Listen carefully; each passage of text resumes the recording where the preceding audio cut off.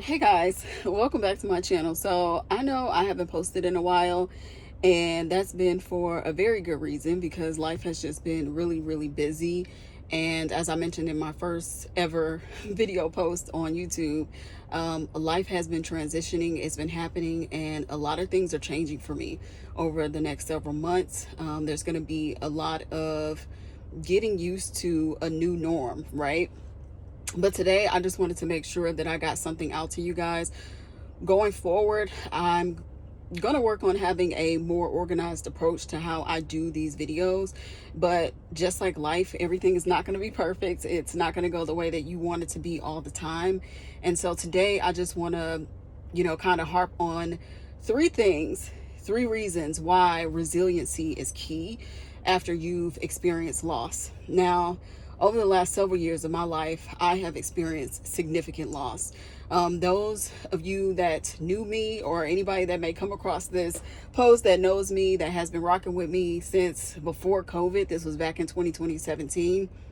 I was actually a self-published author, and the reason why I entitled this channel Absolute.Journey is because, one, absolute means total, as in, like, I feel like I haven't lived enough life, right, to be able to give you guys all of the intricacies of some of the stuff that you may be experiencing right now. But as a woman who is entering into her late 30s, I feel like I have a lot of wisdom and know-how and wherewithal that I can leave here on this platform, and I just hope that somebody's inspired by it. So I want to talk about three aspects or attributes of what comes out of you when you experience significant loss in your life, right? The first key piece, I think, is resiliency, right? The reason why you need resiliency is because motivation, discipline, consistency, all of that is cool. But when you experience significant loss in your life, I'm telling you, you are going to go through every single emotion known to man, right? Like if you experience a job loss or any type of loss that's significant, that's going to shift your life out of like what you are used to experiencing on a day-to-day basis. It's going to take you through some stuff, right? Like some people experience depression, they get down on themselves. If they've experienced a loss, they might be blaming themselves too, right? Like, and they might also lose hope. And I think that's one of the things that the enemy tries to do, right? Like when you experience a loss in your life, the first thing he wants to take away is your hope. He wants you hopeless, right? Because he wants you to believe that, this is it for you, right? Or that you did something wrong to cause this loss or whatever. And whether you did or not, everything happens for a reason. And I always like to say that there is a significant void in the earth until each of us fulfill our purpose, right? So if you've been in a job for a really long time, if you've been in a relationship, no matter what the loss is, it could even be with friendships or, family dynamics. I've talked to longtime friends, and they've told me that after 20 years of friendship with somebody, the person just came to them and said, hey, this relationship is no longer serving me. This friendship is over. I know that we've known of each other. We've been in, through all sorts of things together, but after 20 years, I've grown, I've changed, and I just feel like, this friendship no longer serves me, right? And it's not a personal attack at you. It's just that times move, people change, you're changing, right? And depending on where you are in your life, people are going to serve their purpose and they're going to move on. So being resilient is the key piece that you need above all, right? Because if you're not resilient, you're not going to be able to push past the pain. You're not going to be able to push past the days when it's really hard for you to get out of the bed, or push past, those thoughts, right? Like that's why even in the word, it tells you to take your thoughts captive, right? Because if you don't take your thoughts captive, then they'll eventually rule your life, or those negative thoughts can come to pass, right? And that's not what you want. So resiliency is key. The next thing I want to touch on, which would be point number 2, is to remain hopeful, right? So the fact that you got up today, the fact that you get a chance to do all of this over again, no matter what you lost, I don't care what it is, right? Like it could be something huge. And the fact that you still have breath in your body is,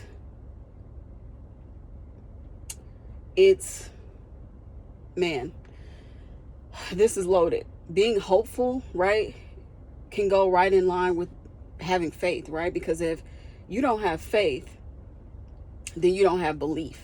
And if you don't have belief, then that means that, again, you're not hopeful that something better is going to come along. So today, I just want to express in point number 2 that you remain hopeful, right? Because no matter what life throws at you, no matter how many things you lose, no matter how many relationships dissipate, you have to remain hopeful that God is going to bring your tribe again, right? Like, and it may not look the way that you thought it was going to look.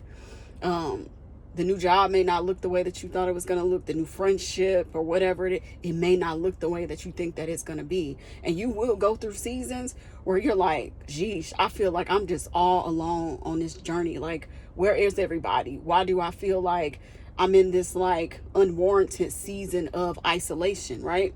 And sometimes you need to be isolated because it allows you to sit with yourself and to process, one, not only what just happened to you, but to also recalibrate your life, right? Like, I don't think that some people realize that sometimes when you lose things in life, it's because you're out of alignment. That thing no longer serves you. You've outgrown that thing. You're a completely different person. Your thought process is different. You've evolved into maybe even a person that you wake up and you look at yourself and you like, man, I'm different today, right? And that could be in a good or a bad way, but it's all about perspective, right? So you have to keep your perspective clear. And sometimes in order for you to get clarity, you have to be in a season of isolation, right? You can't be around people. And again, let me add a caveat here, because I'm not telling you to just exist and live your life and not have like mentors or people that are wise and can push you in the right direction. But sometimes something is happening, a shift is happening in your life, and it's going to require you to get away from certain people for a while. Because what you need to understand is that we as individuals, we are not just one dimensional. We are multi-dimensional, right? And if you're around somebody who's going through their own tough season, or maybe even you might be around somebody who's going through a really good season, and you don't know how to take that because you losing everything and you feel like things are not going your way. And so it's like in this season, you can't even really celebrate other people, right? And this is where that god awful jealousy and envy comes in, which I really hate that, because I feel like all of us are unique, and we all have different gifts and talents and purposes in this life. And so there's really no reason to be jealous or envious of somebody else. And I guarantee you, because I think this all the time, like some people will look at you and they'll be like, oh, you're so happy, or you got this and you're this and that. And it's like, they don't know the type of spiritual warfare you go through. They don't know what's going on in your lane, but they want to get over there so bad. And I'm like, dang, if you have to walk a mile in my shoe, you wouldn't make it off this damn front porch. That's what I think sometimes. So I think sometimes, again, going back to being hopeful and being in that season of feeling like, man, I'm just by myself. And it might be a season of isolation where it's unwarranted. You didn't ask for it, but you're being placed in that season of isolation because, one, you need to gain clarity. Two, you need to figure out what your next move is, not necessarily the whole picture of what you're supposed to be doing next. Because I'll tell you, sometimes I've been through seasons in my life where I'm just like, man, I want to control everything. And I think sometimes being in control of stuff is kind of like a trauma response, especially when you've lived a life where most of your life has just been survival mode, right? Like, I remember being in seasons where it's just like, man, this is tough and I don't know how I'm going to get out of this, but I have to get out of this, right? And so I'm just doing things because it's more so out of survival mode basis.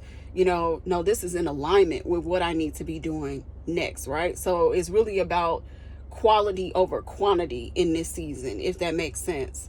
So remain hopeful. So what do we talk about? Step number 1, when you feel like you are going through a season and you are navigating things and you can't figure out what the next step is because you feel like everything is just in disarray. You are losing things left and right. It could be friendships, it could be whatever, right? You're bumping heads with people that you normally don't even get into it with, right? And then you get into this unwarranted season of isolation. Number 1, you want to have resiliency. You want to keep that at the forefront of your mind, because some days when you are losing things, you are not going to have the willpower. You may not even have the strength, but your resiliency, your faith, and your hope is going to be what gets you out of the bed in the morning. Number 2 is to remain hopeful, right? Because if you are not hopeful, you lose faith. And if you lose faith, you start to become hopeless. And now you don't even have any belief that, like, man, I lost this thing, but there's something on the other side of this. God got something better for me, right? And I don't know what it is. I can't figure it out, but I'm going to get up every single day and I'm going to move in some direction. I'm just going to put one foot in front of the other, right? Until I see whatever that new thing is. And lastly, I think this last piece is really key, and that is to be content. Be content. Again, the fact that you got up today, there's still breath in your body. God willing, you still have full health, right? Be content in what you have, because even if you've lost something, you haven't lost everything, right? If you got up, you got to eat today, the weather's nice, you still got a roof over your head, there's somebody somewhere, listen, that's not their plight. So I want you to remain content in the season of, damn, I'm losing. I don't know what's going to happen next. I can't put my finger on it. I'm not as in control as I think I am. The world is shifting. It's changing. People are changing. We are ever evolving, right?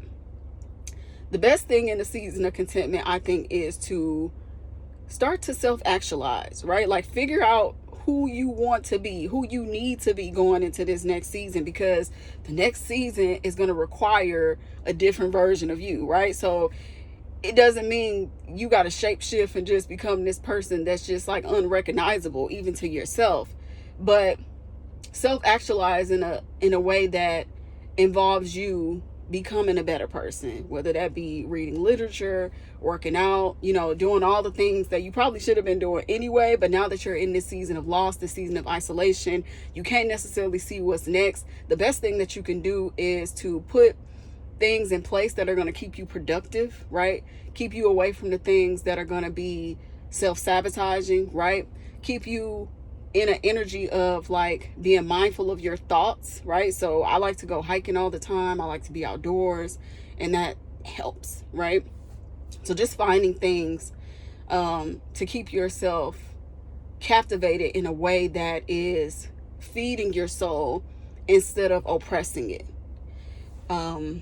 So I hope this helps somebody today. And again, I know that this video is not organized in its approach, because I'm always, like most people, it has to be perfect, I'm overthinking everything or whatever, right? But sometimes it's not going to be that way. You just have to get up and do the thing. And so going back to point number 1, what did we say? When you are going through a season of loss, I need you to be resilient. Be hopeful, be mindful of your thoughts, take them things captive, right? Have faith and belief that no matter what is going on in your life right now, it's going to get better. Point number 2, be hopeful, right? Don't be hopeless. Because if you're hopeless, it's almost like you are feeding this narrative that whatever's supposed to happen next is not going to happen, right? Because you can't see the entirety of it. So I need you to remain hopeful, because in your hope, then you reignite your faith, right? Which may have been oppressed for seasons. You reignite that faith, you reignite your belief, you remain in good spirits, right? If that makes sense. And point number 3 is to just be content. No matter what's going on around you, it's beyond your control at this point, right? So just be content in this season, hang out with your loved ones, do all the things, right? That's going to keep you in a positive mentality, so that when you go into that next season, for whatever that looks like, you're ready for it. So if you like this video, I want you to go ahead and subscribe to my channel, okay, first and foremost, and leave me some comments below and let me know if this resonates. And based off of, what we've talked about here today, if there are some other points that you would like me to touch on, then go ahead and leave that below, right? Because I haven't necessarily thought about how I'm going to structure this channel just yet, but I know that this is supposed to be a part of my purpose, right? Like, not only will I be inspiring and uplifting you and helping you navigate some of the difficult seasons in your life, but this is for me too. I'm taking this advice too. So I hope y'all have a good day. I'm getting ready to head out, and yeah, that's it. That's all for now. Bye.